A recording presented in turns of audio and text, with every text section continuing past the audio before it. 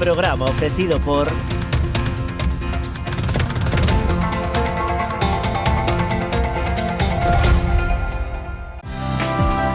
Queremos ser a túa empresa de transporte terrestre, marítimo ou aéreo para envío de paquetería, paletería, largos, grupaxes ou carga completa. A fiabilidade e o trato directo co cliente son as nosas señas de identidade. Levamos 40 anos achegando solucións de almacenaxe, logística e transporte porta a porta, con disponibilidade 24 horas ao día, 365 días ao ano.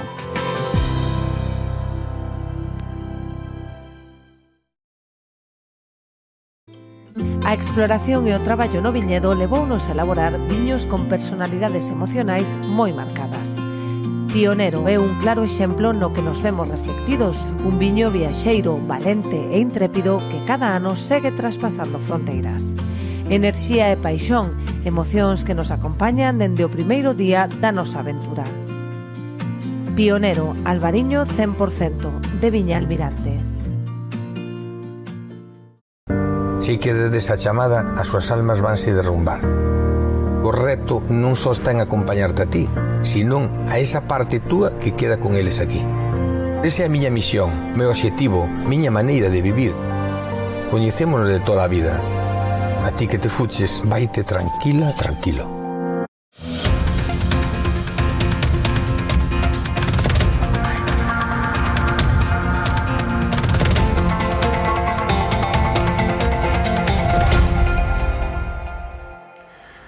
Señoras, señores, amigos e amigas, moi boa noite, saudos dende Ribadumia. Empeza unha nova edición de Falemos e hoxe estarán connosco o portavoz do Partido Socialista no Concello de Portas, concello pequeniño, inferior a 3.000 habitantes, pero que ten moito que contarnos, entre elas porque colle parte do camiño portugués e é un concello eminentemente rural, pero que a súa principal actividade está vinculada ao viño da denominación Rías Baixas. Estará connosco Manuel Flores, que é o portavoz do Partido Socialista. Estará connosco tamén José Luis Villanueva, que é o presidente de parquistas, da agrupación de parquistas de Carril.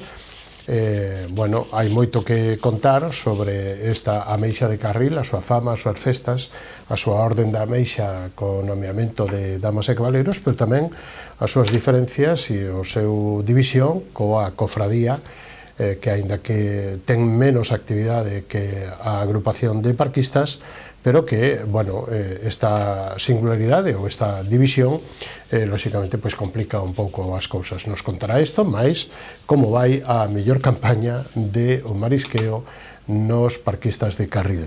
E abrimos este turno de entrevistas, de análisis co presidente do Clúster de Turismo de Galicia, un dos sectores e un dos, sectores ou multisectores que funcionan ben en Galicia e que dan. Cesario Pardal, moi boa noite, benvido. Moi boa noite. Que balance facemos deste 24 de récord, de éxito, non de borrachera, non, borrachera de éxito? Non, a verdade é que o sector afrontou este ano con moi boas expectativas.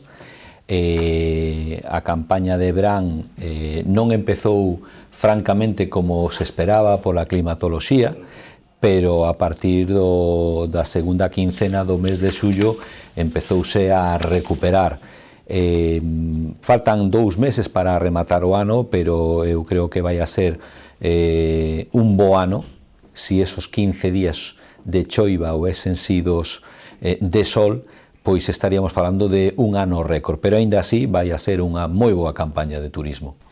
Non só a nivel numérico, sino que tamén ten que ser a nivel de negocio, non? Para toda a cadena do clúster que engloba moitos máis sectores e moito máis PIB do que é recoñecido, non?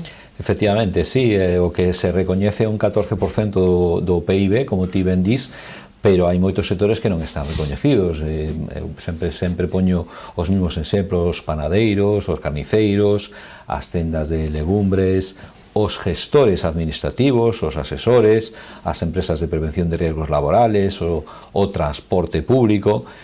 En definitiva, hai moita xente que come de unha economía que, bueno, eu recordo en tempos de pandemia, que tivemos que pechar as nosas portas porque non había turistas. E foi unha das primeiras empresas, por así decirlo, en levantar cabeza. Cales son as nosas fortalezas de Galicia, señor Pardal? Bueno, eu tamén sempre digo o mismo, que a principal fortaleza somos nós, os galegos. Por fin empezamos a creernos o valor que temos e o que temos aquí en Galicia. Aínda hai moita xente que non se cree realmente o que temos. Non temos que pensar que non somos unha potencia en turismo, porque sí o somos. Estáse demostrando nos 10 últimos anos o sector turístico é un dos máis importantes de Galicia, máis importantes que incluso a pesca, que representa tan solo o 5% do Produto Interior Bruto. Xenera o turismo 150.000 postos de traballo directos. Por lo tanto, eu creo que é unha das industrias máis importantes que temos en Galicia. É unha industria que non contamina, que hai outras industrias que sí contaminan. O turismo non contamina. O que sí que temos que seguir traballando para facer do turismo unha empresa sostible. Unha palabra que está ahora en boca de todo o mundo. Sí que temos que seguir traballando conxuntamente cas administracións para intentar de alguna maneira que isto axude a todo o mundo, incluídos pois a población e a veciñanza, que hoxe en día hai algunhas voces díscolas que están facendo claro, moitísimo mal ao sector, e están xogando con esas matizacións erróneas e equívocas que están transmitindo á población. Están xogando con postos de traballo e co pan dos nosos fillos.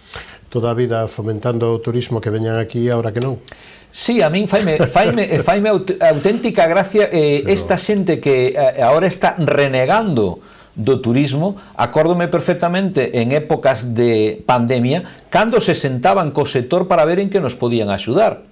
E agora están utilizando términos que para nada son reais, e desde logo a min gustaríame levar a algunha destas persoas a Plaza do Obradoiro hoxe, ou o Paseo de Silgar, e que me diga a ver cantos establecementos están abertos. A ver onde están. O 25 de xullo sí, estaba rotado. Sí, o 25 de xullo, pero xa o sabe todo o mundo. Xa o sabe todo o mundo. Tamén cando é a festa da Almeixa de Carril, en Carril sabemos que está todo cheo. Por lo tanto, estáse xogando dunha forma inequívoca e dunha forma errónea con postos de traballo que para nada é a realidade do sector. O sentidiño é importante, non? Para todo. Indudablemente. E aquí hai riscos. Claro, hai modas que son complexas. Hai riscos moi grandes e isto falle moito mal ao noso sector. Moitísimo mal. Porque para nada somos un destino que este masificado, para nada. Sí que é certo que en determinados días, en determinadas horas, pois hai uns fluxos turísticos que son moi elevados, pero e na aldea o día da festa. Indudablemente o 15 de agosto, non? Hai coches sempre nas aldeas. Hai un montón de festas en todos os pueblos. Por lo tanto, non se pode decir que hai esa masificación, porque desde logo non é certo. Volvo a repetir, a min gustaríame levar a algún desos que falan desa masificación hoxe, pois a un término, a un destino tan turístico como pode ser o Salnés, Sanxenxo, a Mariña Lucense, Costa da Morte ou mismamente Santiago de Compostela. Señor Pardal, cando falamos de turismo, para refrescar un pouco coa audiencia, falamos de turismo e pensamos nas Rías Baixas, que é onde lógicamente esta televisión ten máis audiencia, porque é a zona nosa de cobertura, dende o Barbanza, dende todo o que é a ría de Arousa polos dous lados, pero lógicamente a capital do turismo sigue sendo Sanxenxo, Grove e de aí para arriba, non? Aínda que Pontevedra sempre foi a capital das Rías Baixas, pero sí, a capital do turismo está un pouquinho máis aquí na costa. Pero o turismo tamén é agora. Digamos que como se chama, o outono gastronómico, as castañas, o paisaxe. Sí, hai un turismo máis alá da zona estival. Claro, e cando falamos de turismo non só falamos de turismo de costa, tamén de interior. Efectivamente, bueno, pois agora recentemente vimos de poñer en marcha a través da Xunta de Galicia dun proxecto que é o outono gastronómico, levase celebrando 18 anos nas casas de turismo rural, pero o turismo de interior pois sempre pois ten a máxima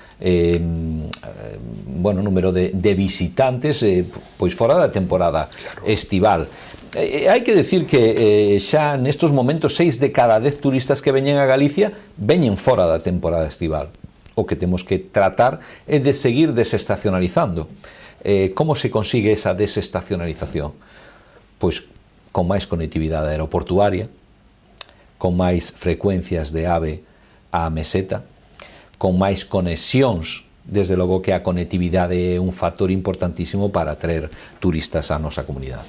Logo falaremos dela, pero antes, incluso deste outono gastronómico, os bonos turísticos da Xunta, as axudas da Xunta, para, digamos que, non só que os operadores turísticos fagan paquetes, sino que o resto da veciñanza, o resto dos paisanos, e poidamos disfrutar, non? Con rebaixas, con bonos, non? Sí, aí, bueno, pois esta foi unha idea do clúster no momento da pandemia, que puxose en marcha ese bono que agora é bono turístico, antes era un bono sanitario para agradecer o traballo. A Xunta de Galicia acollono con vos ollos, agora nestes momentos pois está se convertindo nunha estrela porque axuda a desestacionalizar. Hai moitas casas de turismo rural, por exemplo, moitos hotéis que o millor viven destos bonos durante estos meses que non hai tanta afluencia de turistas. Por tanto, que poñen en valor a economía local, as castañas, os cogumelos, a comida gastronómica, a gastronomía, as bodegas, esos paquetes turísticos que van correlacionados co tema das rutas turísticas do selo do enoturismo, pois é desde logo que é unha posta en valor. Falamos de, bueno, o máis importante como somos os galegos, a nosa maneira de ser, a nosa maneira de vivir. Que papel xoga a innovación e a inteligencia artificial para un sector tan, digamos que tan necesitado de esta tecnoloxía? Pois é o principal reduto que temos hacia rentabilidade dos nosos negocios. A inteligencia artificial xa se está aplicando en moitos establecementos turísticos. Isto hubo un antes e un despois da pandemia. Avanzouse moitísimo e xa moitas empresas turísticas galegas xa teñen departamentos de inteligencia artificial, de IA. Isto veu para quedarse, desde logo que nos procesos do check-in, do check-out, de promoción, de contratación, desde logo que eso repercute moi positivamente, posto que ese traballador que antes tiña que estar atendendo pois esa serie de chamadas ou esa serie de encuestas, agora pois hai unha máquina que vai seleccionando e ao final pois quen remata a faena é o traballador, pero iso facilita moitísimo o traballo. Desde logo que aqueles establecementos que hoxe en día que non estén en internet, pois desde logo que non son nada competitivos. E tamén axudan as cousas de datos, o posicionamento, desde logo que sí que influyen. Hoxe en día pois xa hai cobertura casi dun 95% todo o territorio galego, si que hai algunhas zonas que aínda están, por así decirlo, ensobrecidas, pero podemos competir con aquel destino xa por esa cobertura. Que sigue promocionando o clúster? Andalucía, Málaga, que acaban de estar por ali, Fitur, que está nada, a 2 meses. Digamos que o clúster o que fai é axuda aos empresarios a vender o seu produto. A promoción a teñen que facer as administracións e o sector empresarial acompaña as administracións. Isto é o que logrou o clúster nestes 10 anos, de acompañar as administracións para, primeramente, as administracións promocionar o territorio, como fixo ahora a Diputación de Pontevedra, que fixo 2 workshops, un en Málaga e outro en Madrid, e desde logo que axudaron a que 27 empresas da provincia de Pontevedra foran a presentar ese destino conxuntamente ca administración, ca Diputación de Pontevedra, no que estuvo o presidente da Diputación en Málaga e acompañado pola diputada de Turismo Nava Castro, que tamén estuvo en Madrid. Pois ao final estas empresas o que van a facer é vender o seu produto turístico aos turoperadores e as agencias que veñen a esos workshops. Isto é necesario facelo. Todo o que está no escaparate é o que se vende, o que está no almacén non se vende. Polo tanto, é necesario seguir facendo este traballo. De feito, o ano pasado o Cluster fixo un traballo de promoción conxuntamente ca Xunta de Galicia en Portugal. Este ano, pois, veuse incrementado casi en un 10% o número de portugueses que pernotaron en Galicia durante a temporada estival. Por lo tanto, hai que seguir... A promoción e a relación son vitales. Son vitales, posto que o que decía, o que está no escaparate o que vende, e se non está Galicia, vai estar outro destino que vai estar vendendo o seu destino. Por unha cuestión de tempo, métame nun paquete ou nun bocadillo os camiños, porque non é só o camiño, hai que entender que aquí nos toca máis o camiño, vale? Pero os camiños de Santiago e tamén os paquetes turísticos ou a importancia que teñen os concertos musicais e que a Xunta está promocionando tamén como paquetes brutales, ¿no? que moven moitísimos miles de personas e ubican, posicionan ciudades a nivel do mundo, dos seguidores dos principales artistas, ¿no? Indudablemente o camiño é o maior escaparate que ten Galicia frente ao mundo, nos posiciona. Moitos dos turistas internacionais que temos en Galicia pernotando, pois veñen a través do Camiño de Santiago facendo esa peregrinación. Desde logo que a Xunta de Galicia desde o ano 93 tuvo un gran acerto en seguir promocionando esa serie de camiños, 7 camiños que están homologados e que son patrimonio da humanidade. Hai algúns concellos que xa lle gustaría que pasara o camiño, hai concellos que teñen rutas de senderismo, chamadas variantes espirituales ou propiamente rutas de senderismo que teñen moitísima aceptación. Desde logo, si lle dis algún paisano da zona de Vilanova, oye, por aquí pasarán turistas, como van a pasar por aquí? Perdón, peregrinos. Vemos como cada vez hai máis peregrinos nesa variante espiritual, por lo tanto, benvido sea. Nos tamén lle decimos sempre á Xunta de Galicia que os camiños non se deben de promocionar xa en temporada estival. Temos que facer promoción fora da temporada estival para intentar atraer ese número de turistas que veñen a Galicia. Pero bueno, tamén temos que tratar outros produtos turísticos que temos en Galicia, porque non só é camiño, aínda que ese é o principal escaparate, pero hai outros produtos como pode ser o outono gastronómico, como pode ser o programa de Galicia Destino Sostible, que puxemos en marcha tamén en colaboración ca Xunta de Galicia. Indudablemente hai moitos paquetes turísticos e hai unha serie de recursos todavía que non están paquetizados e que hai que traballar sobre eles. Se lle parece, señor Pardal, poñemos, aínda que sean con respostas un pouquiño máis breves, pero posicionamento do clúster e posicionamento tamén, para que axude a crear opinión ante riscos ou amenazas que poidan estar por aí. Por exemplo, a tasa turística que quere implantar Santiago e que a Xunta, lóxicamente, acabe de decir, faga usted o que queira. Bueno, nós nos posicionamos directamente, dixemos que tasa turística non. Tasa turística non. Foi o que falou o sector, e foi o que falaron as asociacións mayoritarias de Santiago, tanto a Unión Hosteleira como a Asociación de Hostelería de Santiago. Nos respaldamos esa proposta dos nosos asociados. Por que decimos que non? Pois porque Santiago ten unha ocupación media del 60% anual. 60% anual. Eso quere decir que a día de hoxe a ocupación en Santiago é do 35%. Que me estás contando? Cando hai outros problemas que son máis difíciles de atallar.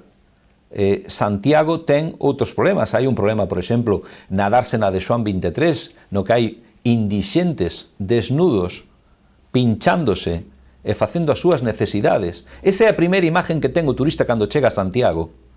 Ou non hai conexións co aeroporto, non hai taxis. Hoxe en Santiago hai un congreso de 1.700 persoas estánse queixando porque non hai medios de transporte para moverse desde o Palacio de Congresos. Eso sí que son realmente problemas. Cando se cree na colaboración público-privada, cando aún se lle enche a boca de falar da colaboración público-privada, o primeiro que ten que facer é reunirse co sector e atender as prioridades e as necesidades do sector. Xa o dixo antes, pero as manifestacións, digamos que antiturismo, que se expoñen de moda pois hasta en Tenerife ou en Canarias ou en Adeje, Cataluña ou, bueno, por aí, lóxicamente isto o clúster valora que non. Desde logo que é algo moi negativo, pero hai que falar tamén da ocupación. Volvemos outra vez á ocupación. Que ocupación teñen nestes lugares que están facendo manifestacións? 95% de ocupación.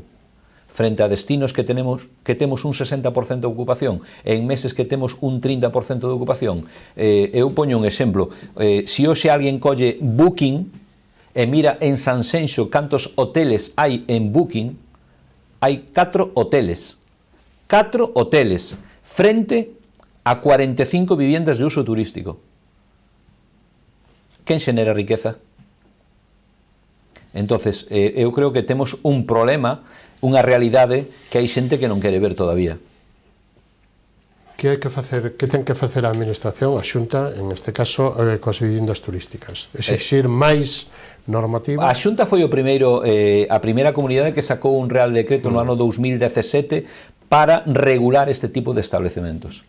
A pesar de que ese reglamento foi feito nunhas condicións que nada teñen que ver ca situación actual. Claro. Polo tanto, é como cando lle faz un traxe a un neno na primeira comunión e queres que ese traxe lle valga cando se vai a casar, a un enterro ou a unha festa. Polo tanto, estamos noutro momento determinado, nós desde o clúster pedimoslle á Administración, á Xunta de Galicia, que ese decreto se modifique, que se adapte á situación actual, pero tamén lle decimos aos ayuntamientos que despois de 7 anos se deron de conta de que teñen un real problema. E hai que decir que hai ayuntamientos en esta zona do Salnés que nesta zona pois temos o ayuntamento que máis viviendas de uso turístico ten, que é Sanxenxo, que ten 3.700 viviendas de uso turístico legales. Tiñeu anotado 3.000. 3.500, marca Orrea, pero cas licencias que están pedidas está en 3.700. 3.500. E, a ver, as viviendas dan negocio, dan vida a moita xente, porque a pero hai que controlalas. Porque a maioría son de particulares que sacan unha renta por aí. Efectivamente, parecenos ben. Claro. Parecenos ben. Sempre e cando sea unha actividade empresarial, vale? Cando sea unha actividade empresarial, xogamos todos cas mesmas reglas de xogo, é dicir, dado de alta en autónomo, licencia de actividade no Concello, e a partir de aí xogamos todos cas mesmas reglas. Ahora non se están xogando cas mesmas reglas ao sector. Por eso, entonces, por lo tanto, falta regulación por parte... Falta unha regulación que se adapte á situación real que temos nestes momentos. E a falta de personal para a hostelería, como se pode arranxar isto? Porque é unha das grandes preocupacións. Moi difícil, moi difícil. A falta de personal é un problema moi grande e aínda por arriba hai que sumarlle a falta de viviendas para ese personal. As condicións do personal... As condicións están pactadas, é dicir, hai un convenio que está firmado, respétanse esas condicións laborais. Cal é o problema? Que temos pois unha oferta de empleo que está estacionalizada e a xente pois quere unha estabilidade laboral. E iso é o que hai que buscar, esa estabilidade laboral. É a pescadilla que se morde a cola.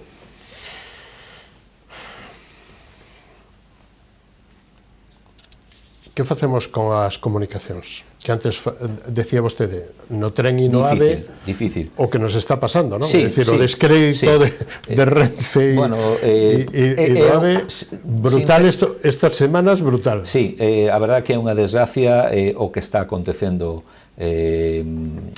con Adif, con Renfe. Decía esta mañán un liberado sindical que decía que as infraestructuras que ten hoxe en día Adif e Renfe non están adaptadas á cantidade de trens que hai.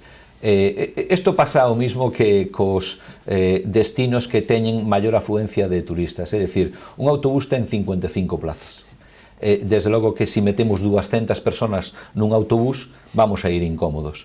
Con algúns destinos está pasando eso. Con algúns destinos en determinados días, en determinadas horas, entre os turistas e os excursionistas, pois ao final está sucedendo isto. Por lo tanto, hoxe en día que a inteligencia artificial está o día... Pero se sabe antes o que vai haber. Efectivamente, hai que planificar, e eu vou a repetir, ano 2027, eu non quero ir tamén no ano 2027 que hai unha masificación. Non, señores, estamos a 2 anos, vamos a planificar, e como se planifica? Pois ti non podes meter en un destino máis personas que o número de camas que hai. Non podes despois empezar a abrir pabellóns polideportivos.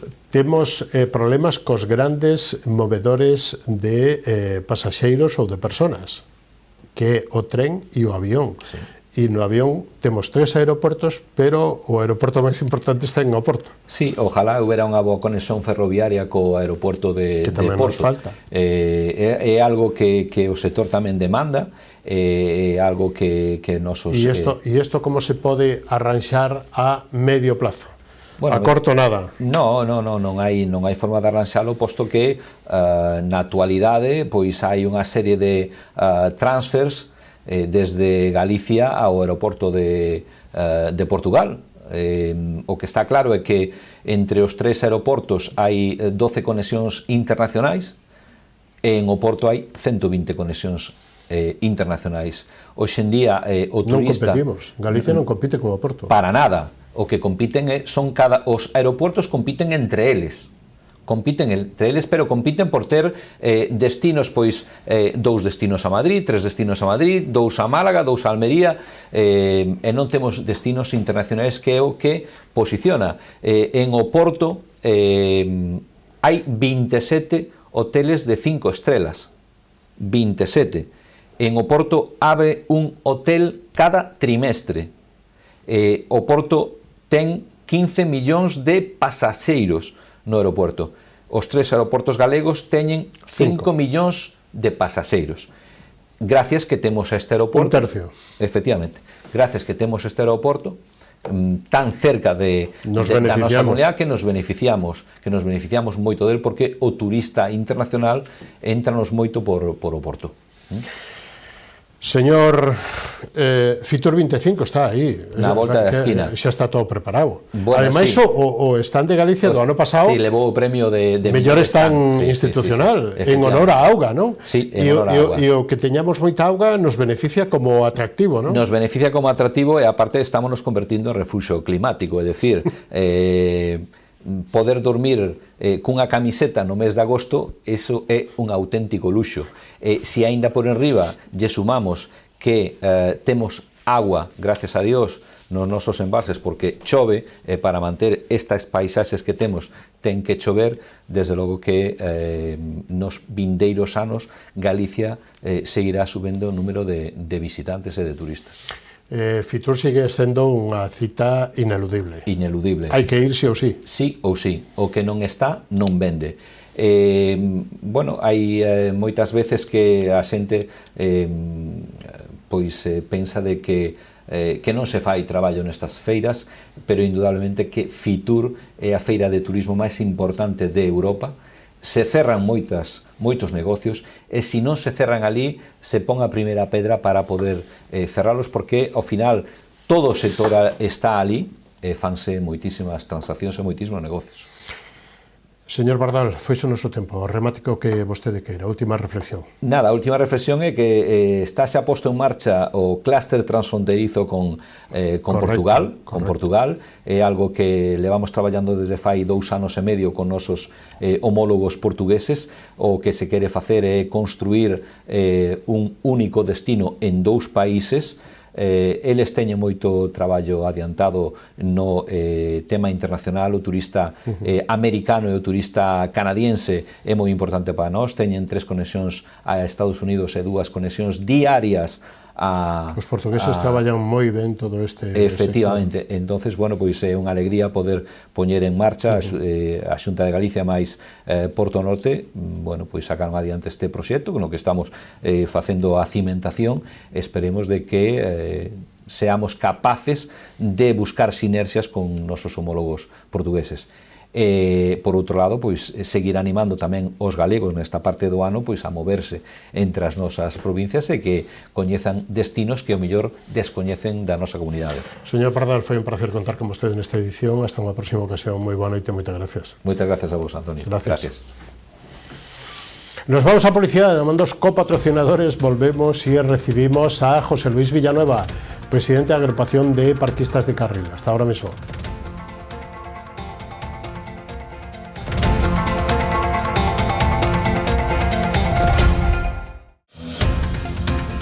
Programa ofrecido por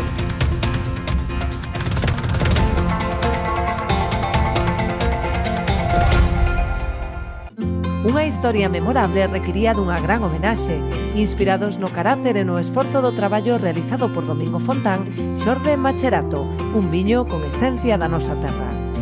O seu equilibrio e complexidade falan por si mesmos. O tempo e o cuidado empregado en todo o seu proceso de elaboración tamén. Macherato, albariño crío macerado 100% de Viña Almirante. Si que desde esa chamada as súas almas vanse derrumbar. O reto non só está en acompañarte a ti, senón a esa parte túa que queda con eles aquí. Esa é a miña misión, meu obxectivo, miña maneira de vivir. Coñecémonos de toda a vida. A ti que te fuches, vaite tranquila, tranquilo. No mundo dos negocios, cada entrega conta. Galiport é o teu socio fiable para o transporte. Contamos con equipo especializado que garante as entregas seguras. Nos entendemos a importancia da túa carga. Confía en nós para levar ou traer as túas mercadorías. Galiport, a túa solución en transporte de confianza. Temos paixón polos nosos clientes.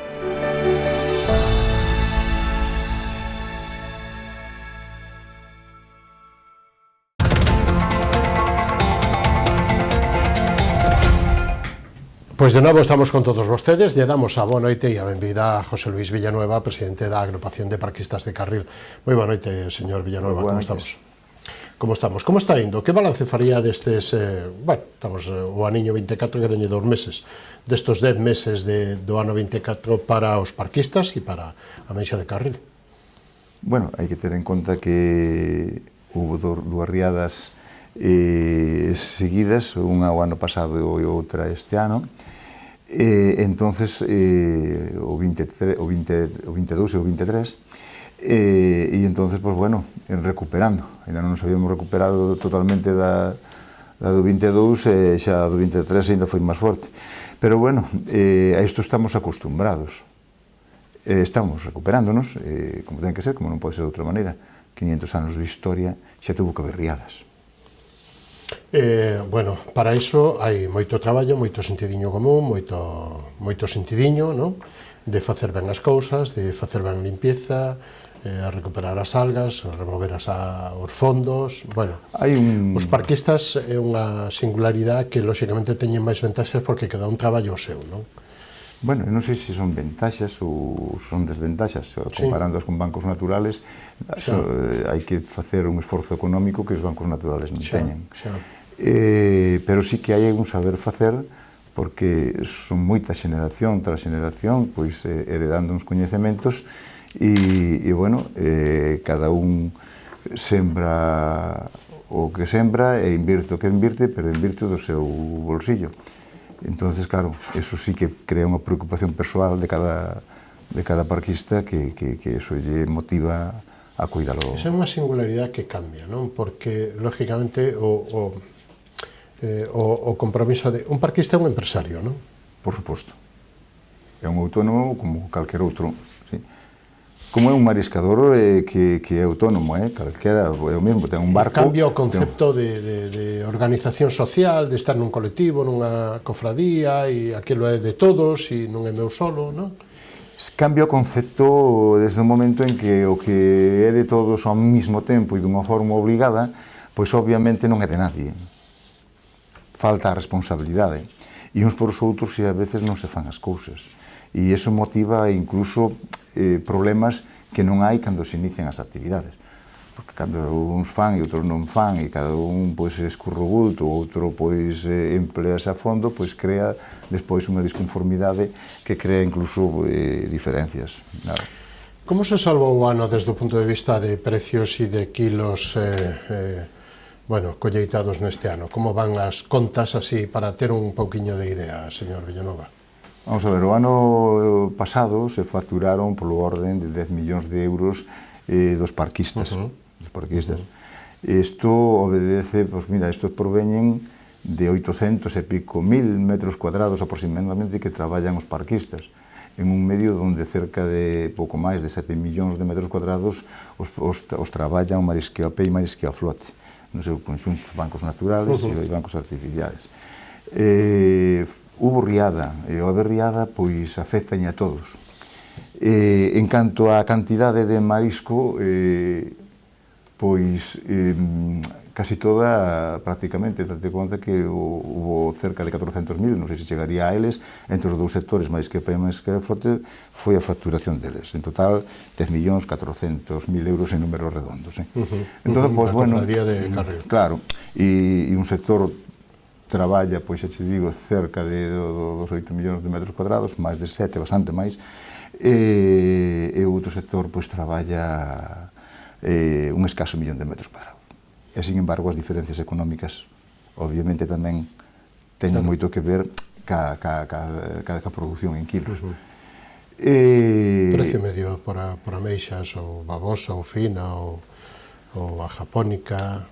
Bueno, a japónica pois mantuvo un precio, a fina e calquera das ameixas que se venden en Carril mantuvo un precio bastante similar ao de todas as lonxas de toda a ría, non? En canto a produción por metro cuadrado, pois, salta, hai moita diferencia.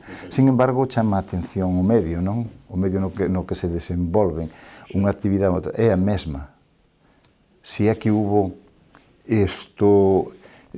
furtivismo para todos. Si hubo riada para todos. Si hubo baixadas de salinidade, hubo baixadas de salinidade para todos.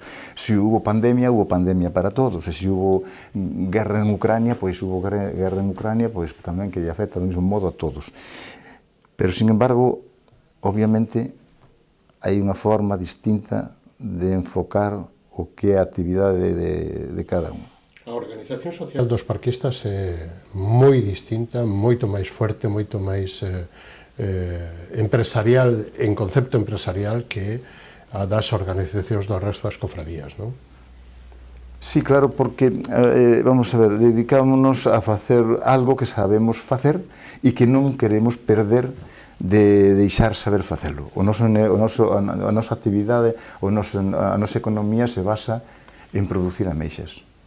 Cultivar o mar de forma axeitada, como sabemos facelo, non temos outro tipo de economía se esa se acaba. Se esa cesa, non nos interesa, non é... Unha cuestión de horas, ir ali e coller un cupo, non? Non, ni tampouco non é unha alternativa a collerse a un cese de actividade. En canto pois hai algas, hai que botar man delas para que non proliferen. En canto hai pois riada, pois por desgracia tes que esperar a ver como evoluciona e en función de cando se acabe, pois antes ou despois o peligro da baixada da salinidade e demais, se se recupera un pouco, se se recupera algunha, pois xa inmediatamente sanear o terreno e tratar de repoñer xa todas as pérdidas aportando semente. Claro. Así, do mesmo xeito se fai tamén, a medida que se van quitando, tamén se van repoñendo. Hai que darse conta que cada metro cuadrado de cada parque, un parque é un motor económico. É unha parte productiva, no momento en que lle quitas as ameixas e non lle metes outras, está deixando de producir. Entón, pois, os parquistas teñen un sistema máis ou menos así. 1.283 parcelas? Sí. 656 produtores? Eso varía, ás veces porque os parques de cultivo, pero sí, esos foron datos recollidos da administración no seu momento, e ás veces, pues, bueno, como está habendo cambios de dominio constantemente, a veces hai... Nese orden, 600 e pico familias? Sí. 600 e pico, 650 familias de calquera sitio. Que viven... Directamente da ameixa. Das ameixas. Das ameixiñas. Das ameixas e berberechos, sí, señor. Pero aparte, a ameixa máis famosa do mundo. E iso é levar Galicia pa diante, por todo o mundo. Non é só a máis famosa, é a mellor de todas. Bien. E eso eu quería que me dixera vostede. Pero as tres variedades que traballan de ameixa son japónica, fina e babosa? Pois sí. E logo algo de berberecho, pero o berberecho, sí. Pero canto de berberecho en porcentaxe canto sería? É moi variable en función do ano, sí. Un 20, un 30? Pois pode chegar a ser un 50%, que non é a primeira... Sí? Sí, a veces... Ten habido anos de 50%? Sí, e incluso de máis, do 50%. Claro, o berberecho non é un recurso despreciable cando realmente funciona o mar como debe funcionar, os desoves e demais. Claro, nos últimos anos hubo, pois, queren botarlle a culpa ou é ou non é, non sei, a martella. Seguramente será a martella e máis algo máis. Pero a recuperación é lenta e vai despacio. Vai despacio. E entonces, pues bueno, en función de esos parquistas tamén sembran máis cantidad de ameixas, sabes, porque os parques de cultivo teñen unha capacidade de produción en función do plancton que haya de época do ano que no medio, e tamén, pois... Hai que ter en conta todas esas variables, non? Claro, todas esas variables hai que terlas en conta. Incluso dos depredadores, non? Dos comedores de ameixas. Os depredadores, hai que ter en conta, pois... Digo dos marinos, non dos da terra dentro, Si tes moito, si nace... Dos furtivos non falaba dos... Os furtivos, vamos a ver, os furtivos tuveron a súa... causaron os seus problemas no seu momento, pero hoxe por hoxe non se pode falar, desde o meu punto de vista, non se pode falar dos furtivos como un auténtico problema depredador e que causa este tipo de... Eu pensei sempre que sempre tuve en claro que non era o problema da produción. O problema da produción é a profesionalización do sector, por un lado, e depois outras circunstancias como poden ser a contaminación, ás veces, vertidos e demais, pois isto sí que afecta. Pero iso non pode afectar a toda a ría ao mesmo tempo. Bueno, tres cousiñas así un pouquiño máis para andar por casa para a xente que non é profesional do mar. Canto tempo faille falta unha ameixa fina ou babosa para ter unha categoría de... Bueno, a máis grande... Un tamaño comercial. Sí, un tamaño comercial, pero xeitoso. Das que nos gustan ver no plato. Primeiro, bueno, a veces a vista come antes que o paladar, Sempre foi así. Sí, as ameixas de carril non se diferencian, non se distinguen polo seu tamaño, non son precisamente as súas principales virtudes. A ameixa de carril, pois, ten a súa calidad no seu sabor, na súa textura, no alto rendimento en carne, claro. E entón, pois, bueno, para alcanzar o tamaño comercial a ameixa babosa, pois é de ciclo anual, pois igual 14, 15 meses, 16, aí nese... A japónica falle falta, pois, un pouquiño máis, uns meses máis. O ideal son 2 primaveras, sabes, que non é igual... Claro, é que non medro igual na primavera que no inverno, e entón no inverno cae nun estado de semiletargo, e ás veces caemos no error de entender que se teñen xa pois ano e medio, xa deberán estar listas, e unhas que teñan ano e medio, outras que tamén, pois resulta que sí, certamente teñen ano e medio as dúas, pero unha ten 2 primaveras e outra ten 2 invernos. Entonces, obviamente, non creceron ao mesmo ritmo, nin á mesma velocidade. Esas cousas hai que entendelas. Claro. E entón, pois aí... Quédanos a babosa. E a babosa é máis exigente ou menos?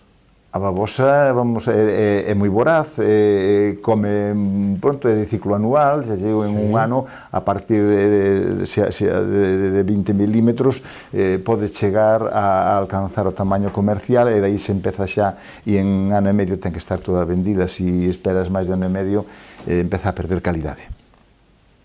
É como todo. Estamos falando de animales vivos, de bichos vivos, canto máis tiernos se consuman, mellor.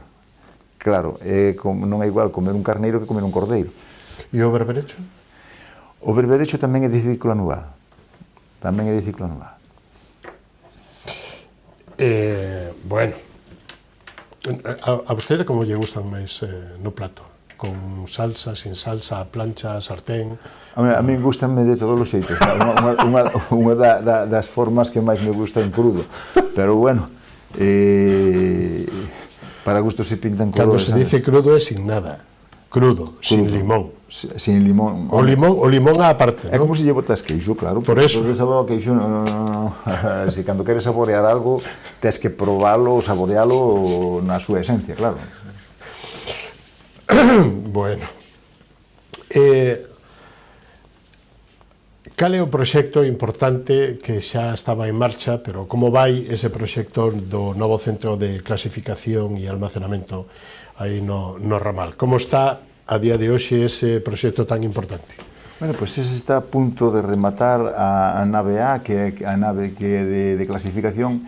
Estamos suxeitos aos tempos que marca a administración, aos plazos, e tamén pois as cantidades económicas que se poden invertir en cada un das anualidades. E entonces non se vai ao ritmo que se quere, senón ao que se pode.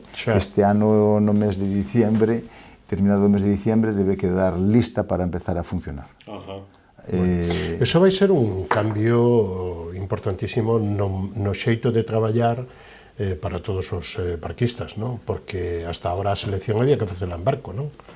Vamos a ver, isto vai ser unha... E aquí se pasa a traballar nunha nave que non vai afectar isto á trazabilidade, porque está reconhecida. Todo o contrario. Por eso. Todo o contrario. Aquí vamos a ver, este vai ser un centro de clasificación e que a través dun convenio que temos ca cofradía e bueno, vai dar servicio a todos os parquistas en xeral, e non só para clasificar, sino para facer outras moitas funcións que se poden facer aí, que por falta de espacio non se poden facer nin nas instalacións da cofradía. Nas instalacións da cofradía, nin tampouco. Somos acuicultura. A ver, a cofradía de Carril, no seu 90%, son parquistas.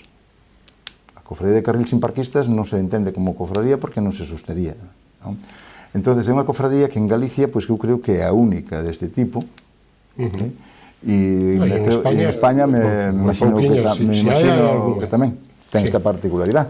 E entonces, pois bueno, temos un sector con un potencial que traballa ralentizado, que pode despejar, e sabemos perfectamente que no mercado as ameixas de Carril que se produzan consumiránse todas, entonces non podes deixar de avanzar, de producir cada vez máis. Para iso hai que haber medios e infraestructuras.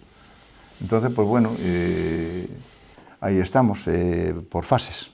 Bueno, pero vai ser un cambio importantísimo, non? Un cambio importantísimo, tanto na salud laboral como na forma de... En todo, vai ser unha mellora en todo. Con nova tecnoloxía, con novos equipos de selección, de peso, de pesaxe, de todo, de envasado, de todo. Agora está proyectado para este ano que ven, vamos a ter unha reunión agora para a semana que ven para aprobarlo na Asamblea, xa a construcción dunha rampa de embarque e desembarque, ali pegadiño ali cerquiña preto da nave para dar servicio. Pero eso non quere dicir que esperemos a que haya ese servicio para empezar a funcionar. Entrará en servicio xa no primeiro semestre deste ano, como mínimo, unha vez que se fagan algunhas melloras que hai que facer na propia autoridade portuaria, como é a licencia de actividade, que depende precisamente de que haya as conexións sanitarias á rede e o equipamento de máquinas e destas... Non, xa está, quedará listo, quedará listo ahora en decembro. Eso, con todos os servicios que ahora mismo hai na lonxa en Carril, pois, bueno, aí pois é unha ampliación máis de servicios para os propios barquistas. E na outra nave vai ser o escaparate da Ameixa? No, por suposto, vai ser... Cal é a idea, a promoción? A idea é promocionar, facer eventos ali, a idea é expoñer ali as ameixas, a idea é preparar incluso unhas ameixas ali á mariñeira ou das recetas que sean, facer show cookings, facer... Claro, é o noso, e iso é o que temos que facer. Hai un centro de interpretación proyectado, poñer de manifesto, en valor, toda a sabiduría que hai aí detrás. Efectivamente. E o valor do produto, claro. E iso non é só importante para os parquistas, é importante para Vilagarcía. E para Galicia. Claro. Pero xa non vou tan alá, pero quero dicir que para Vilagarcía é moi importante. Somos os parques de cultivo de Carril, somos o primeiro generador de empleo no Ayuntamiento de Vilagarcía. Hai quen cree que é o Ayuntamiento. Hai quen cree que é o Ayuntamiento. Pois somos parquistas. Unha gran empresa. Claro. 650 familias. 650 familias, por eso yo digo, 650 familias que viven directamente. O resto, o que veña, que vote. Canta promoción fai fora a agrupación de parquistas para, precisamente, promocionar a calidade da ameixa. Pois en eventos, en feiras, en gastronomía na Feira Gastronómica de Madrid, na de non sei que, a través das outras cofradías, das cofradías gastronómicas en participación en eventos, nas feiras do viño, na de Cambados, na do Condado, nas de... En todas as que podemos. Claro. En todas as que podemos. Este ano fixemos un sacrificio, deixamos de ir a moitas delas, pois precisamente porque estamos metidos en moitas inversións, pero somos conscientes de que hai que retomalo e continuar. Unha vez que isto empece a... Sí, porque ademais hubo un parón aí coa pandemia, que non se podían facer este tipo de cousas. Eso xa foi... Era indiscutible, pois había un problema sanitario e eso, pois, non se discute, había que parar. Pero este ano pasado, por exemplo, que este que vai alá, prácticamente, que estamos finalizando, non fomos a feiras, porque non estamos metidos, xa digo, en estas inversións importantes e queremos dedicar todo o esforzo económico precisamente a poñer en marcha canto antes por lo menos a primeira nave esta de clasificación. Bueno, e unha das grandes escaparates para a ameixa de Carril foi a Festa da Ameixa e logo tamén a Orden da Ameixa, que hasta ahora iban xuntas e este ano se tuveron que separar. Como está ese matrimonio entre a cofradía e a agrupación de parquistas? Bueno, vamos a ver, hai unha cuestión de opinións. Nós, en principio, éramos un equipo que remábamos todos na mesma dirección. Agora, pois, parece ser que algún quere remar en dirección distinta. Eso... Cada un ten unha división que se fixo a festa por un lado e a orden polo outro. Efectivamente, pois hai a quen non quere que a... Pero xa pasaron 6 meses, como está hai conversas, hai acercamento ou distanciamento ou está no mesmo punto? Más ben hai como distanciamento, non? Pero non é pola nosa parte. Nós temos un convenio e o convenio non nos obliga ás partes a ir ao fútbol xuntos, nin ao cine, nin a tomar café xuntos, nin nada por estilo. O que non podemos é pinchar a pelota porque un vaya ganando ou outro vaya perdendo, o que se considere. Se nos gusta o fútbol aos dous, o importante é ver o partido, depois deportivamente cada un ten a súa opinión. Bien, porque aquí o interés xeral é o dos parquistas e en esa línea temos un convenio firmado das dúas partes. E ese convenio, a cofradía debera pensar que debera durar 30 anos como mínimo, firmado por 30 anos. É por 5, porque eso garantiza, e de feito, cando eu era patrón maior e se firmou este convenio, se firmou precisamente para unir. E nós estamos na agrupación de parquistas, na UPP, estamos na mesma línea, e o vamos a respetar hasta as últimas consecuencias. E entonces, pues bueno, cada un ten a súa opinión e veremos a ver como desde a cofradía intenta como fan ou non seguir o camiño correcto, pero bueno, nos vamos a seguir en ese... O mes de xullo ainda queda lonxe, non? O mes de xulio. Sí, pero vamos a ver, con independencia do mes de xulio, nin do mes de xaneiro. O convenio hai que respetalo. Para iso se firmou polas dúas entidades. E ten que respetar unha e máis a outra. E o convenio protexe as dúas entidades, une esforzos, une intereses.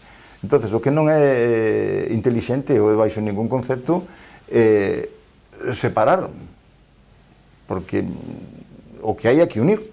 O sector separado non está ben. Claro. No, e as divisións son malas. Sempre.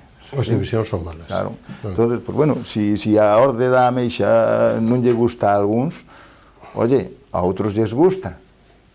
Cantas cousas hai no día a día? Xa. De todo. Que a uns non lles gustan, uns son simpatizantes e outros non. Entre os parquistas hai a quen lles gusta, quen lle dá máis importancia, quen lle dá menos importancia, pero sí está claro que todos producen ameixas e todos lles gusta que se anuncien as ameixas e a todos lles gusta que se promocionen as ameixas. Claro, algúns, pois, a capa non queren poñela ou danlle pouca importancia, pero a capa... Pero ademais a Festa da Ameixa é unha iniciativa da agrupación, non? Sí, por suposto, é unha iniciativa da Foi hai cantos anos, 20, 30 cantos, agora sí que se non recordo exactamente, pero sí que, vamos a ver, naceu no seno da agrupación de parquistas, sendo Ventura Vidal patrón, presidente da... Sí, 20 e pico de anos, 30 anos. Sí, e naceu aí como unha ferramenta promocional. Claro. Así mismo, e a Orde da Ameixa foi fundada tamén como ferramenta promocional, precisamente para... Sí, que lle dá valor, claro, que con ameamento de damas e caballeros, claro, que son os embaixadores. E lle daba relieve a festa da... A festa e a ameixa. Sí, e a ameixa. Que é do que se trata. Que se convirten en embaixadores e embaixadoras da ameixa. Pero hai quen pensa que ten que ser unha festa de Carril. Oye, mira, é unha festa que se celebra en Carril e estupendo para Carril. E para todos, para parquistas e demais. Estupendo. Pero é unha festa dos parquistas. É unha festa de un sector. É unha festa que se celebra en Carril, Vila García, moi ben, pero que eso non debe dividir, ten que unir. E é a ameixa. Claro, e é a ameixa. Pero bueno, cada un, cando chega a tomar decisións, as toma de forma unilateral, pois as consecuencias son estas e veremos a ver, pero bueno, eu confío en que todo se solucione. Bueno, eu tamén, e iso será bo para todos. En esa línea está. E iso será bo para todos. Os riscos para a ameixa, os riscos para o sector, os riscos onde hoxe se presentaba unha iniciativa legislativa popular no Parlamento que a maioría rexeitou do Partido Popular. Os riscos e as amenazas son Altri, a mina de Touro, o saneamento da ría, a ría da Arousa. Que lle preocupa ahora mismo? Ou esas son cousas que están... Vamos a ver, cando río arriba, os ríos que desembocan na nosa ría son bos para nós, porque aportan nutrientes, cando en condicións naturales e sanas, pois se conservan así, non? Nós non podemos aplaudir desde o meu punto de vista e desde a agrupación de parquistas, pois o que monten ao lado dun cauce dun río unha empresa que poida contaminar. Pero tamén somos conscientes de que non se pode estar en contra de todo. A administración ten unhas responsabilidades de vixiar. A mí maldita gracia que me pode facer. De feito, fixemos alegacións a Altri, a esta empresa que se quere montar aí para os de Rei, porque consideramos que, tal e como está plantexado e hasta que pode ser negativo, nos causa unha gran preocupación. Causa unha gran preocupación precisamente porque falaba de 40 millóns de metros cúbicos de agua que collía e volvía a botar, tomando como referencia pois Ence, unha empresa moito máis dimensionada. Pois mira, Ence, a preocupación que ten hoxe en día a xente dali do mar, de Marín e demais, xa non é Ence. A agua que colle, é certo que invertiron moitísimo diñeiro en reconvertir todo, pero a agua oxigenada. Pero a agua volven a reutilizar, é unha agua... Bien, esta empresa, este proxecto non contempla a reutilización da mesma agua, se a auga está en estupendas condicións, oye, que volvan a usar. Hai preocupacións aquí, o sea, a Xunta ten que ser, digamos que firme. ten que ser a Xunta que é quen ten a responsabilidade. Nós fixemos alegacións, nos personamos como parte. Outra cousa é Mina de Touro. Mina de Touro nos aceptamos, non estamos a favor de Mina de Touro, tampouco estamos en contra, porque tendrá que a empresa, tendrá que a administración mollarse e dicir si ou non é. Nós fixemos un convenio con eles para analizar aguas, facer un seguimento ao río. Eso hai que matizalo ben, claro, non estamos ni a favor ni en contra, que sea a administración, claro, porque de facer seguimento na auga non quere decir porque posicionamos a favor. Hai uns datos que hai que entendelos e que é así, tampouco non comulgamos con pedras de muño, somos ignorantes en canto a datos científicos e a cousas que se nos escapan ao noso oficio. Pero durante 40 anos a mina de Touro estuvo parada e non funciona aínda. Todos os desastres que hai non teñen nada que ver ca mina de Touro. Nadie pode dicir que isto ten nada que ver ca mina de Touro. Por aí botouse a culpa a todo, incluso a guerra de Ucrania, en fin, non é así. Entón, de 40 anos cerrada. Nos queremos saber o que pasa no río, porque sabemos que polo río arriba, hai un montón de empresas, hai embalses, hai de todo. Nos queremos saber o que pasa. Hai pueblos, hai de todo, claro. E nos próximos días se sabrán resultados e se dará a roda de prensa para dar a coñecer o resultado dos estudios. Das analíticas. Claro, e que como se verá non íbamos tan desacertados para nada. O que hai que ser é sensatos e saber ter os pés na terra. Nos aceptamos axudas que, por o visto, según algúns, esas axudas, esa financiación, que a nós non nos deron nadie un céntimo, esa financiación tiña que ser da administración. E a mí me importa un bledo quen financie. Eu quero ter resultados, eu quero saber. E entonces, claro, se tens que ter un diagnóstico do que pasa para poder tomar dar un tratamento ao enfermo, pois obviamente dese diagnóstico primeiro hai que facer as probas e facer o estudio, o traballo que hai que facer.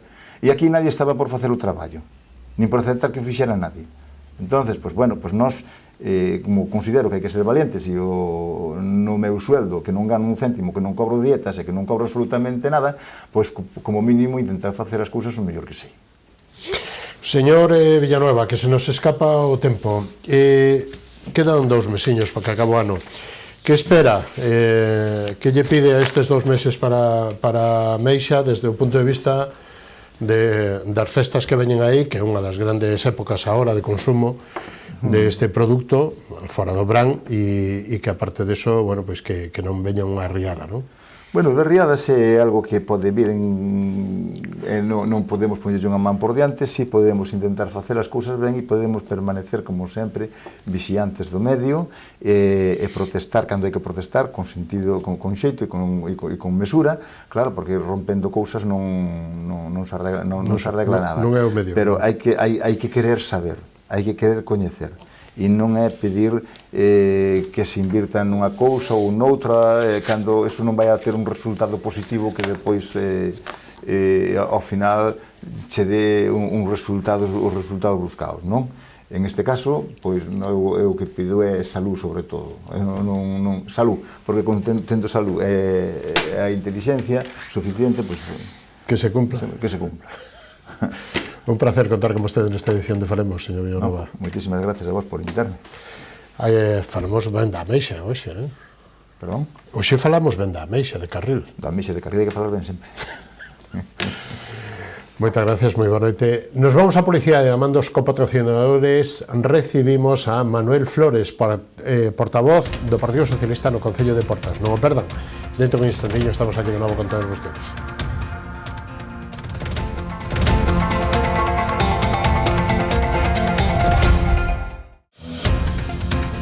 Programa ofrecido por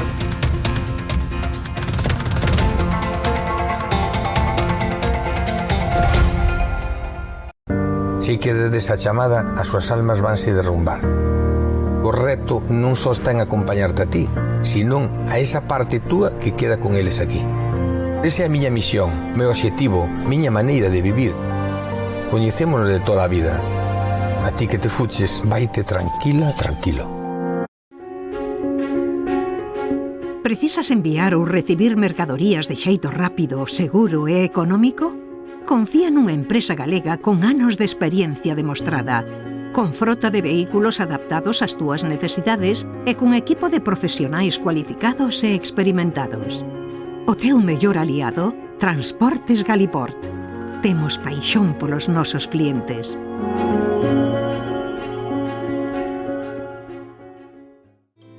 A exploración e o traballo no viñedo levounos a elaborar viños con personalidades emocionais moi marcadas.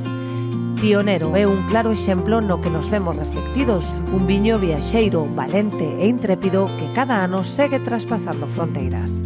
Enerxía e paixón, emocións que nos acompañan dende o primeiro día da nosa aventura. Pionero, Albariño 100%, de Viña Almirante.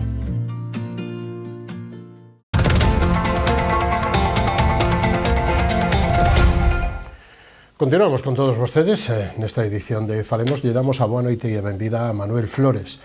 Ele é portavoz do Partido Socialista no Concello de Portas. Benvido, moi boa noite, como estamos? Hola Antonio, moi boas noites. Bueno, que tal e que balance facemos? A primeira vez que ven nesta legislatura se presentaba como por primeira vez tamén como candidato fai un ano, no mes de maio do ano pasado. O Partido Socialista en Portas subeu un concelleiro con vostede, tiña un e hoxe ten dous concelleiros. Bueno, que supuxo para vostede e como fai ou que balance fai neste ano épico que leva ao frente do Partido Socialista como portavoz? Bueno, eu, como ben dixe, é a segunda vez que estou como na política, digamos, activa no Concello de Portas. Na anterior legislatura pois estuve como número 2 da candidatura.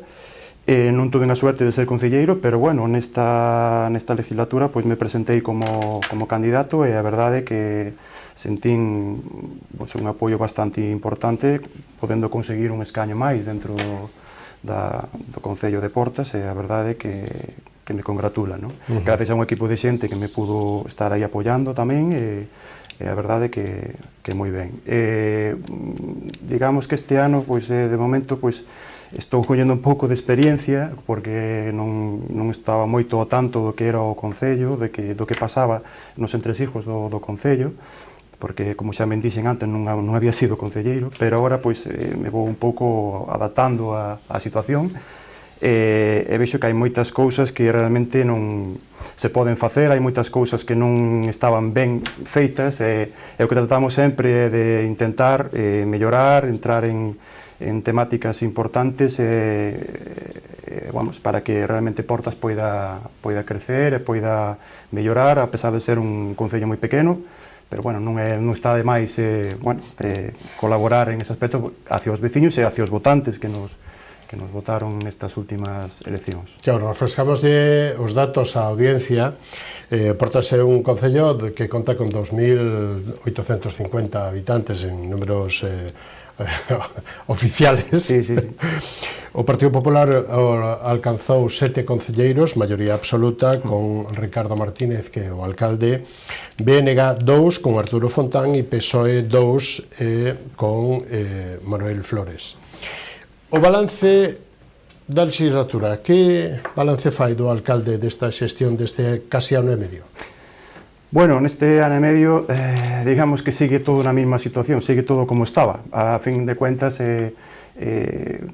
fai 4 anos, pois, na anterior legislatura, pois, o Concello pois, presentaba unha apatía bastante grande dentro do que se podía facer en Portas. Seguimos agora neste ano que levamos agora de legislatura, pois levamos un pouco na mesma tónica. O que tratamos un pouco é tamén nos de forzar un pouquiño a máquina e que espabilen neste aspecto, porque Portas é un concello que realmente pode ter moitas salidas, pode ter moitas cousas poden facer neste concello, e realmente nós o que queremos é someter un pouco de presión ao alcalde para que poida salir adiante este concello e facer cousas, non estar sempre na mesma dinámica de o que surja, o que seguimos co mismo. Bueno, e estamos un pouco metendo un pouquiño de presión e colaborando tamén no que se pode, porque, a ver, tampouco non é todo negativo, non? Hai cousas que realmente, se se fan ben, hai que decirlo tamén, non todo é malo. Claro.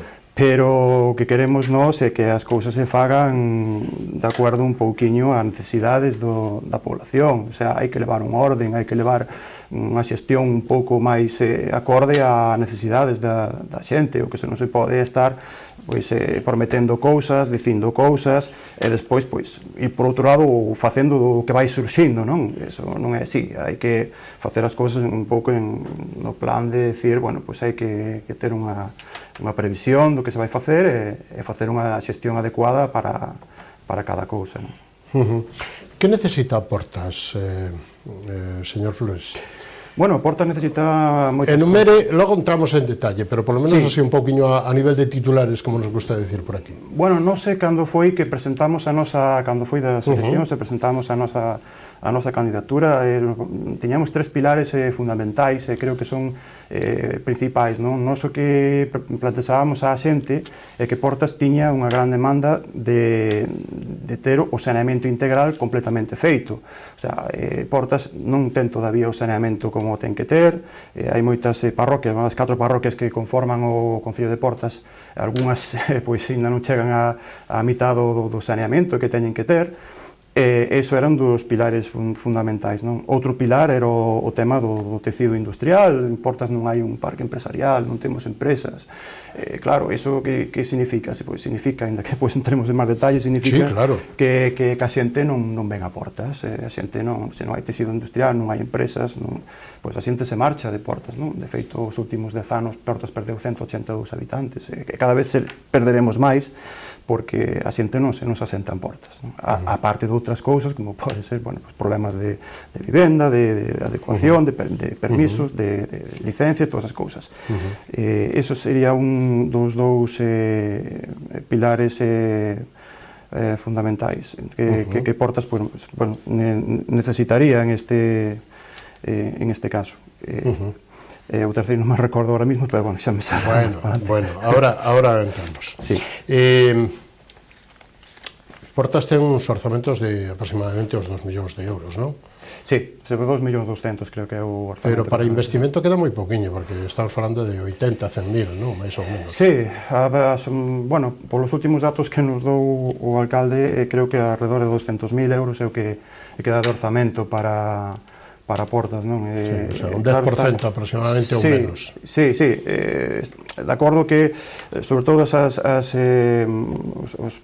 plans, a participación social, o tema do tema dos maiores, o SAP, e todo este, pois, acapara moito presupuesto. O tema dos gastos fixos que hai no Concello, pois, acaparan moito presupuesto.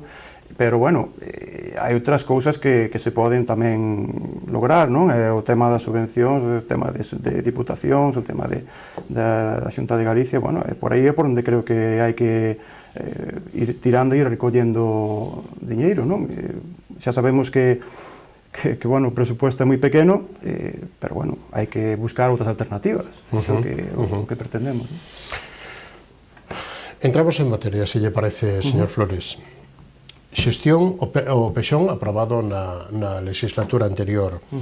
Como está a xestión urbanística nun concello tan rural, tan pouco urbano, licencias de obra, como está, digamos que a arquitecta ou aparelladora do concello, que lóxicamente os concellos así pequenos non poden ter a tempo total, teñen a tempo parcial, e entón isto como dificulta ou como se conxuga ou que ale, digamos, que a medida que propón o Partido Socialista. Sí, vamos a ver, o Pexón aprobouse en maio do 2021, teño que decir que este Pexón se aprobou un pouco despois de moitas rectificacións feitas en anos anteriores, se aprobou un pouco con alevosía e nocturnidade, porque non hubo pois opción a moitas reclamacións, a xente non se enterou nin siquiera que se había aprobado o Pexón. Que pasou? Que eso levou a que houve que facer varias rectificacións, houve varias denuncias, houve varias rectificacións, e en algunhas delas pois lle costou ao Concello máis de 10.000 euros facer algunha rectificación, porque que pasa? O Pexón se está mal, se alguén reclama, hai que rectificalo. O rectificar, eso ten que rectificar a empresa que fixo o Pexón. Iso leva un coste añadido, que por desgracia pois o paga o Concello, non entendo por qué, porque se equivoca ou se o fai mal a empresa que o fai, pois terá que pagar a empresa, pero en este caso paga o Concello.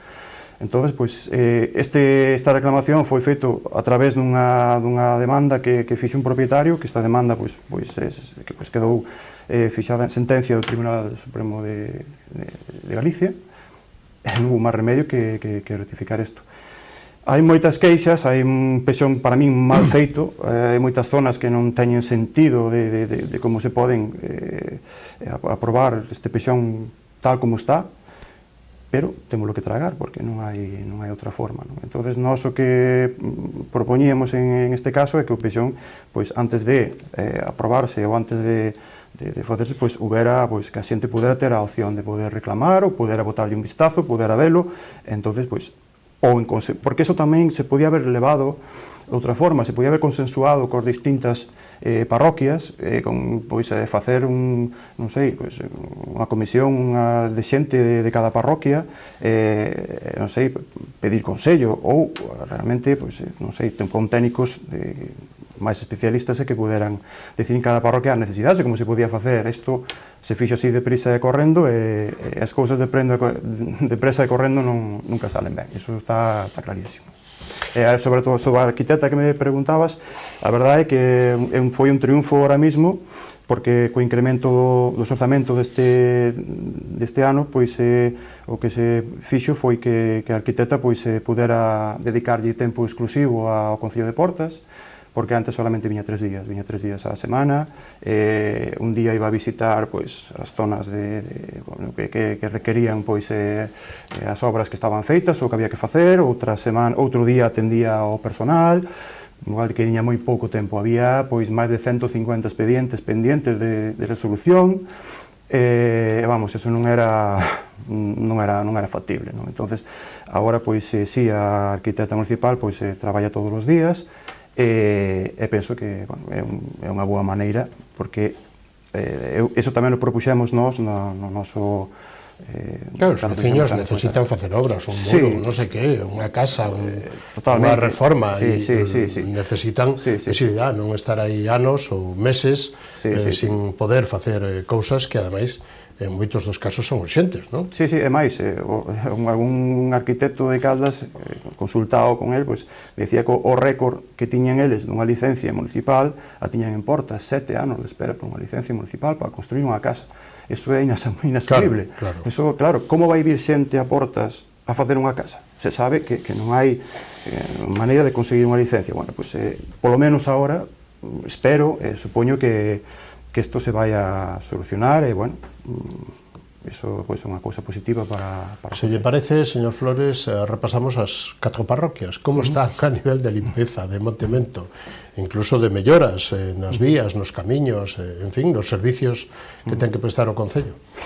Bueno, eso quizás sea o talón de Aquiles de todos os concellos, non? Sobre todo de Portas, que é un concello pequeno, a limpeza, as carreteras, en fin, eu entendo que Portas, por desgracia, ten moi pouco personal para poder traballar, digamos, a pé de obra, non? As parroquias, teñen Portas, ainda que sea un concello pequeno, son 22, casi 23 kilómetros cuadrados de territorio, e queiras ou non se queira, ten moito que limpar, non? O que pasa é que, nós exiximos sempre, cando vamos a un pleno, quizás é o punto, digamos, fixo de todos os plenos, que decir, que pasa ca limpeza dos arroyos e das pistas, que pasa ca limpeza, cas cunetas, que pasa, porque evidentemente se fan correndo, porque, o trator cada 2x3 temos un trator que se dedica a facer a limpeza das cunetas, cada 2x3 está roto, rompe, outra cosa que tampouco hai personal para levalo, non hai que no conduzca, a veces tu ten levado o propio alcalde, eu ten feito o propio alcalde andar a limpiar co trator, entón, eso non pode ser así, eso hai que ter personal, se non se pode facer a través do Concello, haberá que facer a través de algunha empresa exterior, eso hai que telo, os camiños hai que mantelos limpos, e sobre todo as cunetas, e máis que nada por o tema do peligro dos incendios. Este ano na miña parroquia, que son de Briallos, se limparon no mes, fai 15 días ou 3 semanas se limparon. no mes de outubro prácticamente, non ten sentido, o sea, se ven un incendio no mes de verán, pois iso hai que limpiarlo antes do verán, non despois do verán, non ten sentido, para que veñen as choivas, agora que tal, pois tampouco non ten, bueno, ten sentido porque é necesario que este limpio, pero hai atrancos coas chuvias, sí. Exactamente, hai que limpiarlo antes e prevenir, isto hai que ter prevención sempre, non? Pero bueno, as pistas pois necesitan moitos arreglos, porque realmente, bueno, algún así que se asfaltan. Eu non quero ser negativo en todo, porque a verdade é que hai que decir que hai cousas que se fan ben, por supuesto, pero deixa moito que desexar algunhas que están en pésimas condicións. Eu ainda fai pouco unha semana lle mandei unhas fotos ao alcalde, porque teño boa relación con él en este aspecto, e digo, mira, oye, Ricardo, pasa isto nestas pistas, oye, actuade, porque sería bo que actuades antes de que isto veña a choiva e o desfaga máis, e haxa máis problemas, non? Entonces, bueno, se lle parece, señor Flores, somos máis breves, porque senón vai ser o noso tempo. Sí. Entonces, metemos abastecemento de auga, porque, lóxicamente, os lugares e as parroquias aquí hai que abastecelas. Tamén o que falaba vostede do saneamento, que lugares ou que parroquias están máis saneadas ou integral ou non, e vamos sacando isto para adiante, que nos quedan tamén instalacións deportivas, entre elas a Escola de Música, vale? E facemos este capítulo, meta todo nun bocadillo. No mesmo... nun bocadillo. Bueno, no saneamento, quizás, aí é onde eu máis estou cabreado co alcalde. O saneamento de portas é moi deficiente, as depuradoras, ou decantadoras en este caso, non funcionan, ese é o gran problema, moitas delas pois teñen o mantenimento é moi deficiente tamén, entón, pois están vertindo ao río, pois moitas veces o tema, o sea, porquería, pois que non pasa pola depuradora. Iso é moi grave. Hai que ter un mantenimento de depurador, de cantadoras, por poñer un exemplo, a decantadora de Briallos, que está ali no río Chaín, pois está feita para 100 veciños. Somos 150 casas. Perdón, para 150 casas, para 100 casas, somos 150 casas, non dá. Agora se vai enganchar, parece con convenio con Caldas, a zona de Penalta e a zona de Valsordo. Mais aínda para esa depuradora. Non pode ser. Na Ponte Chaín, cada 2x3, hai atascos, a xente protesta, vai a porquería por encima das carreteras, iso hai que tomar medidas. En Lantaño hai unha zona onde, por dicir, as aguas fecales van a unha fosa, e desa fosa van a un regato, e dese regato van ao río. Imagínese como pode ser eso. Eso non pode ser. Así, claro, veñen o Seprona e veñen esta medio ambiente sanción, correcto. Eu estou moi cabreado con ese tema porque eso ten que ser de primeira necesidade e entonces eso non pode quedar así. Con respecto instalacións deportivas e Escola de Música. Bueno, instalación deportiva, se acaba de inaugurar, ainda fai pouquiño tempo, 15 días apenas, o campo de fútbol de Romai, de herba sintética, un campo de fútbol que, bueno, xa é unha promesa do Partido Popular de Portas desde 2015, e, bueno, parece que se fixo efectiva ahora, con irregularidades. O campo tuvemos moita controversia, tanto o partido do BNG como nós estuvemos seguido reclamando ao alcalde que as medidas do campo de fútbol non eran de todo reglamentarias, un campo de fútbol que tiña moito terreno para poder facer unha instalación adecuada, máis grande, pois realmente é o campo de fútbol de herba sintética máis pequeno, con medidas máis pequenas da comarca. Non entendo por qué. Pero, bueno, eu estuve ali tamén na inauguración, os accesos tamén, hai unha zona de aparcamento que se debía de arreglar porque realmente ali é lama e cando chove quedan os coches todos enterrados. Entón, Portas ten outro campo de fútbol de herba sintética, a verdade é que hai que reconocer que o Concello de Portas, con 2 pabellóns e 2 campos de herbas, ganamos a Caldas por maioría, non? Porque algún concello por aquí de máis habitante non ten 2 campos de fútbol de herba sintética, eso hai que decirlo, pero bueno, é unha cousa que, bueno, agora está así, 300 e pico mil euros que se gastaron, que, bueno, creo que se podían gastar de mellor maneira, creo. Escola de Música, señor Flores. Sí, Escola de Música. Bueno, a Escola de Música, pois, a semana pasada, pois, estuve tamén presente na firma do convenio que deu, en este caso, a Conselleira de Infraestructuras a firmar o convenio co Concello de Portas. A inversión do Concello son aproximadamente 600.000 euros que costa a Escola de Música. E aí tamén tuvemos unha controversia co alcalde, co Grupo Popular, porque nos queríamos que esa ubicación que se fixera na Azucareira, porque hai sitio suficiente para facer unha nova escola de música. Eles quixeron que se fixera nas antiguas escolas de San Juan, onde xa ali ahora mismo están facendo, teñen ali a escola ahora mismo. Pero necesita moita reforma, non? Sí, moita reforma, sí, a verdade que eu estuve ali, era a primeira vez que estaba e me sorprendeu porque había moita humedade e os nenos ali non poden estar en esas condicións, en eso sí. O que sí tamén recalcamos o alcalde que, a ver, a obra ten un costo inmenso, son 440 metros en unha reforma, 440 metros cuadrados, cun coste de 600.000 euros. Parecenos unha exageración tremenda, non? Cando en comparativa lle puxen o que é a Escola de Música de Caldas, que se fixo no 2019, se non se ben creo recordar, son 1.344 metros e costou 860.000 euros. Se miramos o porcentaje por metro cuadrado, pois teño aquí o dato, pero é unha barbaridade, 1.402 euros metro cuadrado a Escola de Música de Portas, 640 euros metro cuadrado o coste da Escola de Caldas. Isto parece unha aberración, e así o plasmamos e o dixemos no pleno, para que non estamos en contra de facer unha escola de música, ni moito menos, que o único que pretendíamos nos era, que isto se mirara, porque son moito gasto, e despois que, a ubicación podía ser outra, pero logo falaban tamén coa directiva da Escola de Música, pois tamén nos decían que ali era o mellor sitio. Nos quedan 5 minutiños e temos que falar de moitas cousas, entre elas dinamización e desenvolvemento económico. Polígono da Peroxa, o Camiño Francés, o albergue da súa parroquia de Briallos, a Vía Verde, a rede... Bueno, como está todo isto? Facemos aquí tamén un bocadillo, porque se nos vai o tempo, señor. Sí, vou empezar polo da Vía Verde, porque estuve vendo un pouco, falou aquí o alcalde nunha entrevista que tuvo aquí nesta casa, co tema da Vía Verde.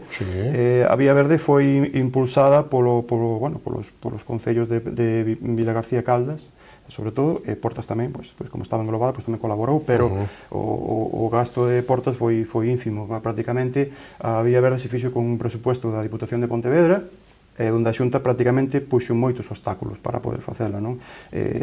Máis de 260.000 euros que invertiu a Diputación de Pontevedra en esa Vía Verde, e que realmente ten que decir o alcalde que dixo do outro día que se había feito un esforzo moi grande para facer eso. O esforzo non fixeron ningún, realmente que non fixo, os cartos puxo a Diputación e que non fixo foi Caldas de Villagarcía. Agora, incluso cando hai un problema e caen árbores, todo eso, pois ainda nadie vai cortar. Pero no tema de...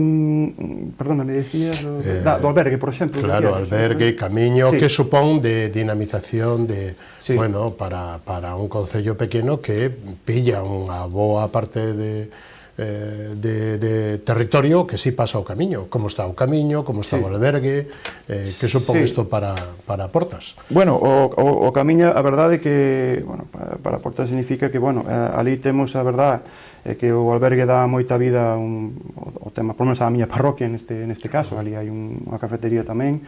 Últimamente se fixo unha mini cancha deportiva que dá pena, porque o previsto era facer unha cancha deportiva ali como é debido pos nenos, e ali se fixo unha mini cancha. Hai prometido un local social pos veciños de Briallos, que ao parecer, non sei se se vai facer ou non. Realmente, digamos que como polo tema de turismo, o que máis pode englobar a parte do Porta América, o que se pode decir de que pode presumir Portas, non? De ter, non? Creo que se debían facer máis inversión no camiño.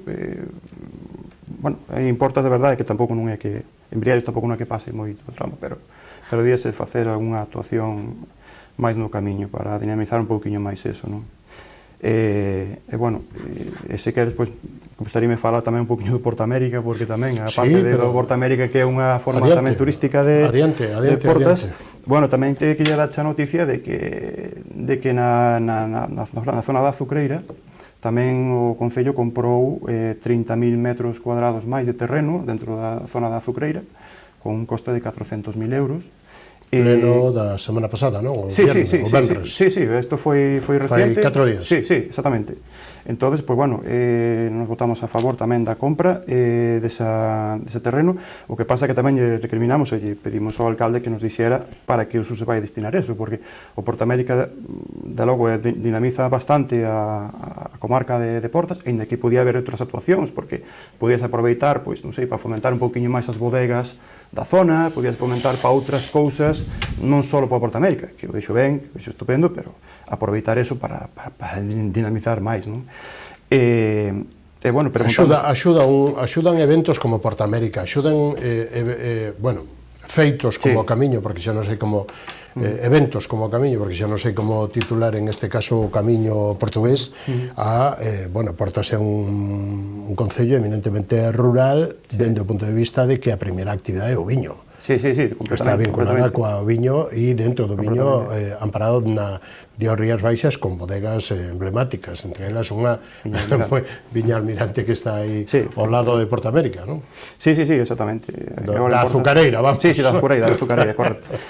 Bueno, aí en Portas hai 5 bodegas reguladas e tal, entonces creo que, ainda que a principal é Viña Almirante, que a cal está recibindo un montón de premios. Cooperativa, exactamente. E creo que, bueno, tamén debían ter unha parte tamén no tema de Porta América, debían ter unha parte significativa tamén para poder promocionar, non? Pero bueno, eso... Sí, aí xa vai dentro da organización de Porta América, eso xa... Pero o que me estaba referindo eu era o terreno, que son 30.000 metros, son 3 hectáreas e pico de terreno, que, bueno, preguntamos ao Concello de que se van a dedicar e todavía non temos resposta do que se vai a dedicar, pero bueno. Señor Flores, que aquí o tempo corre máis que en Briallos. Sí, corre moito, sí. A verdade que sí. Este tren pasa moi depresa. Entonces, chegamos ao final do noso tempo. Pero ten unha última intervención para dicir o que vostede queira, remarcar algo do que dixo, do que eu non lle preguntei ou do que vostede queira. 20, 30 segundos. Moi ben, bueno, pois dicía ao principio que había 3 pilares nos que nos basábamos, o sea, o noso proxecto de Paraportas, que dicía faltábame un, e un era o da axuda á terceira idade ou do tema do SAP, non? A axuda aos maiores. Creo que Portas é un concello que é embellecido, que axuda a maior, o sea, todo aquilo que se poida dinamizar e facer para a axuda aos maiores, creo que é fundamental para o Concello, non? Entonces, eso era o terceiro pilar que a mí me quedaba ao principio. Quedounos atrás a política social, pero bueno, quedaron moitas cousas. Sí. Propostas de... En fin, habrá que volver outra vez. Sí, bueno, que cando vos queirades aquí bueno, estarei. Estamos facendo ronda polos concellos e, lógicamente, polas forzas políticas que están fan a xestión política nos concellos e tal. E agradecemos moito, señor Flores, que haya estado connosco esta edición de Falemos. Hasta unha próxima ocasión. Moi boa noite, moitas gracias. Moi boa noite, gracias a vos. Bueno, e a todos vostedes, moi boa noite. Isto foi todo o que nos deu de sí esta edición de Falemos. Estuvemos con Manuel Flores, portavoz do Partido Socialista no Concello de Portas. Estuvemos tamén con José Luis Villanueva, presidente da Agrupación de Parquistas de Carril, e con Cesario Pardal, o presidente do Clúster de Turismo de Galicia. Así que hasta a semana que ven, que será máis e mellor se é posible. Moi boa noite, gracias por estar aí. Saúdos.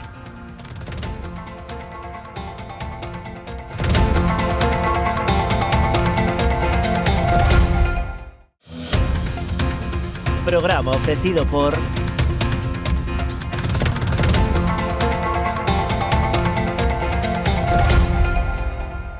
Unha historia memorable requiría dunha gran homenaxe, inspirados no carácter e no esforzo do traballo realizado por Domingo Fontán, xorde Macherato, un viño con esencia da nosa terra. O seu equilibrio e complexidade falan por si mesmos. O tempo e o cuidado empregado en todo o seu proceso de elaboración tamén. Macherato, albariño criomacerado 100% de Viña Almirante. Si que desde esa chamada as súas almas vanse derrumbar. O O reto non só está en acompañarte a ti, senón a esa parte túa que queda con eles aquí. Esa é a miña misión, meu obxectivo, miña maneira de vivir. Coñecémonos de toda a vida. A ti que te fuches, vaite tranquila, tranquilo. Queremos ser a túa empresa de transporte terrestre, marítimo ou aéreo para envío de paquetería, paletería, largos, crupaxes ou carga completa. A fiabilidade e o trato directo co cliente son as nosas señas de identidade. Levamos 40 anos achegando solucións de almacenaxe, logística e transporte porta a porta, con disponibilidade 24 horas ao día, 365 días ao ano.